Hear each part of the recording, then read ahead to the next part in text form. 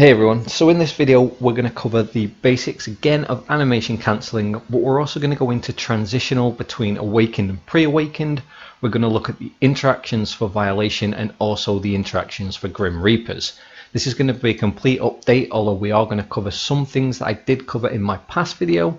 I'm also not going to cover combos until the next video, there's just too many of them. So let's jump straight in with animation cancels. So to start with, we're going to look at one of the most common and most important set of animation cancels, and that's cancelling into shadow eruption.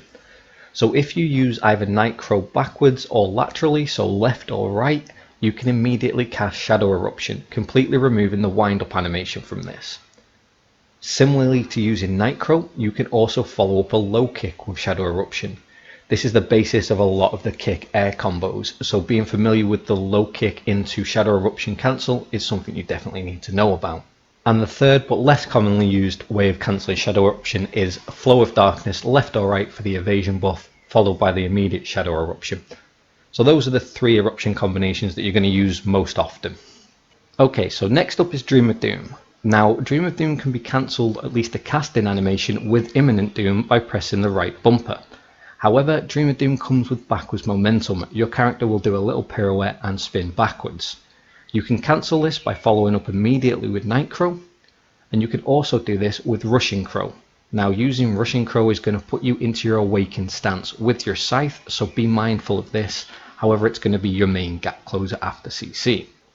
Now if you have Ultimate Midnight Stinger skilled, you can also cancel Dream of Doom's backwards momentum with Midnight Stinger.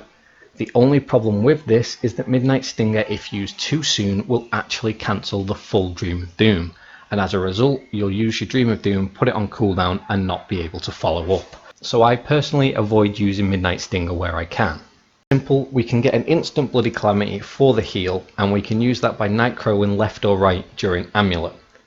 The beauty of this skill is once you're awakened and you have your scythe, not only can you do Bloody Calamity by Nightcrowing left or right, but you could also get Bloody Calamity to activate when Nightcrowing forwards. This is a little bit awkward to do on Xbox because we don't have an easy forward Nightcrow. However, it's worth knowing that you can do this, so keep that in mind when you're in your scythe stance.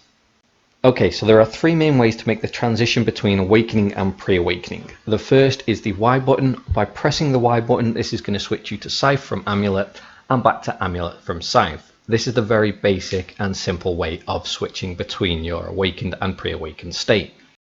However, there are two other ways to do this. So to transition from Amulet to Scythe, you can use Rushing Crow, and to transition from Scythe back to Amulet, you can use Midnight Stinger. These tend to be the best ways to do the transitions because they're the most fluid.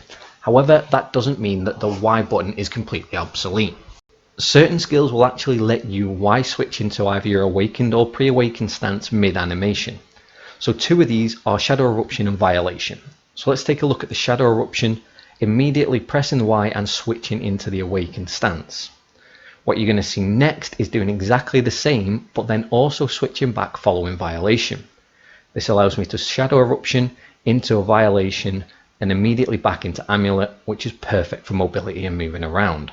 Understanding the Y switch interaction with various skills is going to be the key to maximizing your combo efficiently. But first, let's take a look at Violation.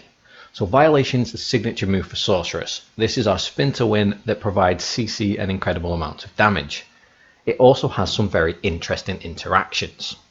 We can launch Violation instantly and very fluidly from Amulet.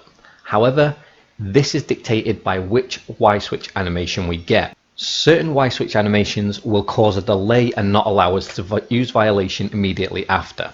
So in this video I use Shadow Eruption followed by the Y switch. That then creates a 1 second delay. And the reason for this is the animation after Shadow Eruption is a sideways swipe with the scythe.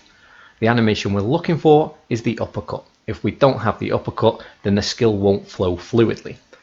Thankfully, the animations that we get are always the same, so we know that certain skills will always flow into Violation. So let's take a look at those now. So first up is Dark Flame. Now to make this happen, you have to press the Y button as your character lands back on the floor after the rebound. This promotes the Y switch to be an uppercut and allows you to immediately use Violation. If you press the button beforehand, you're not going to be able to get the violation off and your character won't actually switch into Scythe. The next two are really simple. The first is sprint. You just hold the left trigger while you're moving forward, press Y and immediately use violation. On the same merit, you can also do this with sharp nails. So if you're sprinting forwards, you can press that right bumper, Y switch and immediately use violation. And the last one is our Nightcrow. Now this doesn't work if you Nightcrow sideways. The easiest way to get this consistently is to Nightcrow backwards, and as soon as you hit the floor, you Y switch just like Dark Flame into violation. It's very good for baiting people into damage. Okay, so the last thing that I want to look at in this video is Grim Reaper and the animation cancels. So unfortunately you can't cancel the charge on Grim Reapers. What you can do though is prevent this horrific animation lock. And it feels like an eternity. So looking back at this, following the charge, if you pay attention to the controller, you'll see the left analog stick is fully pushed forwards. And even after the skill releases, there is a huge delay before my character actually moves. And this is the portion of Grim Reapers that we can cancel. Now the most offensive way to do this is immediately after the charge, as soon as you spin, is to Nightcrow left or right.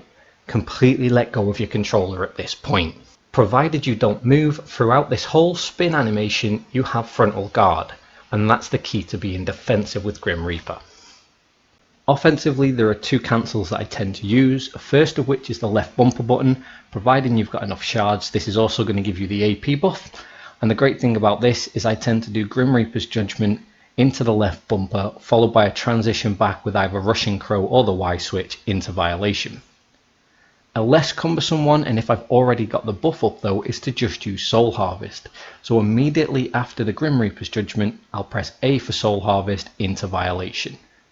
This is a really easy, really simple bursty combo, and it's great for cancelling Grim Reaper. Now up until this point I haven't mentioned Soul Harvest, which does cancel pretty much every awakening skill.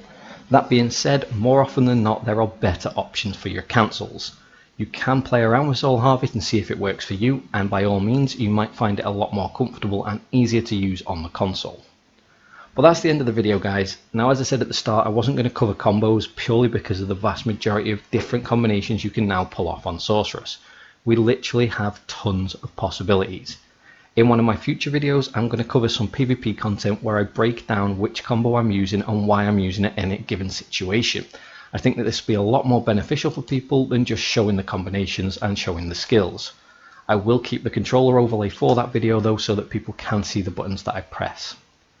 If you have found this video useful and you are new to the channel, please hit that subscribe button, and to everybody that's returning for my content, thanks very much for the support. There will be a lot more coming soon.